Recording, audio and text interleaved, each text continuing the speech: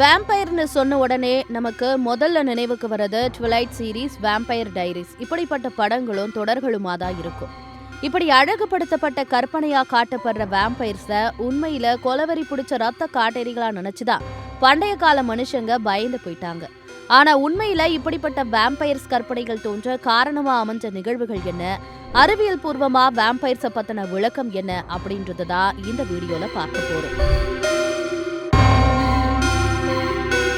18ஆம் நூற்றாண்டுல நடந்த சில வினோதமான சம்பவங்கள் தான் வேம்பயர் என்ற சொல்ல மேற்கு ஐரோப்பா தொடங்கி உலகம் முழுவதும் பிரபலமடைய வச்சுது.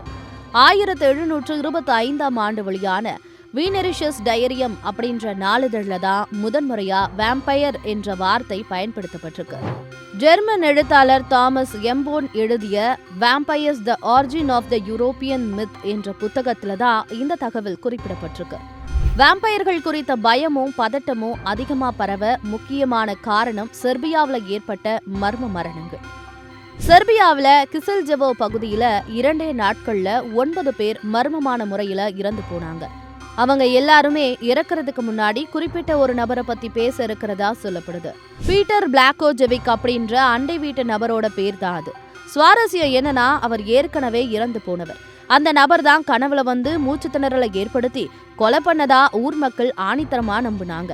இதுக்கு முடிவு கட்ட நினைச்சு பீட்டரோட கல்லறைய தோண்டி பார்த்தப்போ அவரோட உடல் சிதைவடையாம இருந்ததை பார்த்து இன்னமுமே அதிர்ச்சி அடைஞ்சதா சொல்லப்படுது. அது மட்டும் இல்லாம சடலத்தோட வாயில புது ரத்தம் இருந்ததாகவும் செய்தி தீயா பரவி இருக்கு. எது எப்படியோ இனி பீட்டர் யாரையும் கொலை செய்யக்கூடாதுன்னு நினைச்ச ஊர் மக்கள் அந்த சடலத்தோட நெஞ்சு பகுதியில ஒரு கட்டைய சொருகி அப்படியே அதை எரிக்கவும் செஞ்சிருக்காங்க. ஸ்லோவேனியா மொழியில பேய்களை உபிர்னு சொல்றது வழக்கம். அதுல இருந்து மருவி கூட வேம்பயர்ன்ற பெயர் வந்திருக்கலாம்.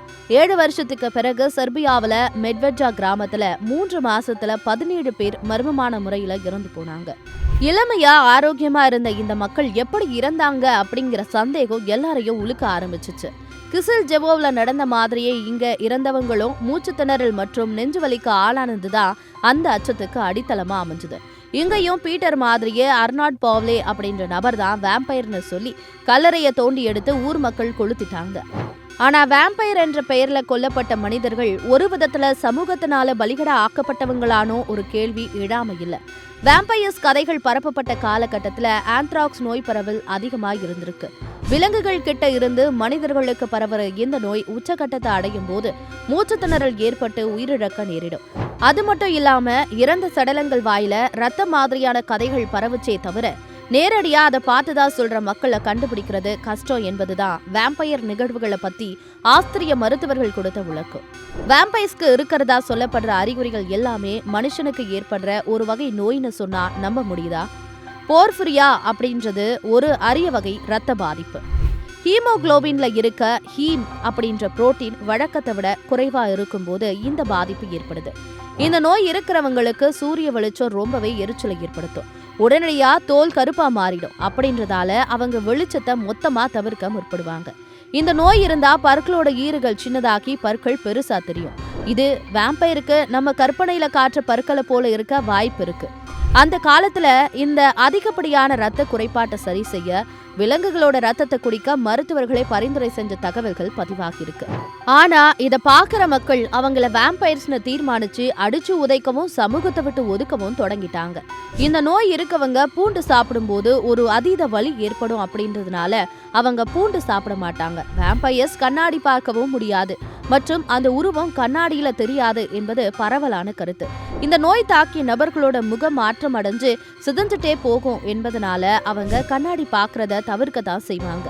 சிலுவைய காட்டுனா வேம்பயர்ஸ் பயந்து ஓடும்னு அந்த கால மக்கள் நம்பினாங்க. ஆனா வேம்பயர்ஸ்னு நம்பப்பட்ட மக்களை சிலுவைகள்ல கட்டி வச்சு எரிச்சதும் வரலாறு. ஸ்பெயின்ல கிட்டத்தட்ட 600 பேர் இந்த மாதிரி கொல்லப்பட்டிருக்காங்க. அப்ப இந்த நோயை கொண்டிருக்கக்கூடிய மக்களும் சிலுவைய பார்த்தா பயப்படுறது இயல்புதானே. உடல்நிலையிலையும் மனநிலையிலையும் பெருமளவு பாதிப்பை ஏற்படுத்தக்கூடிய போர்ஃபிரியா நோயால எத்தனையோ மக்கள் வேம்பயர்னு கருதப்பட்டு கொல்லப்பட்டிருக்கிறதா ஆய்வாளர்கள் கருத்து தெரிவிச்சிருக்காங்க.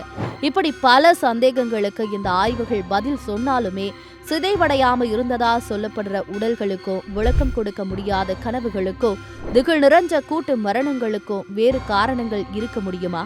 வேம்பயர்ஸ் இருக்குன்னு எப்படி துல்லியமா நிரூபிக்க முடியலையோ அதே மாதிரி அது இருக்கவே முடியாதுன்னு ஏன் இன்னும் நிரூபிக்க முடியல? இன்னைக்கும் ஏன் இத்தனை கோடி மக்களுக்கு வேம்பயர் அப்படின்ற தலைப்பே ஆத்மார்த்தமான ஆர்வத்தை அள்ளி கொடுக்குது? இப்படி பல விடை தெரியாத கேள்விகளை சுமந்துட்டு காலத்தால கடக்க முடியாத மர்மமா வேம்பயர் பத்தின கதைகள் என்னைக்குமே நம்மள சுத்தி சுழன்றுட்டே இருக்கும் என்பதுதான் நிதர்சனம்.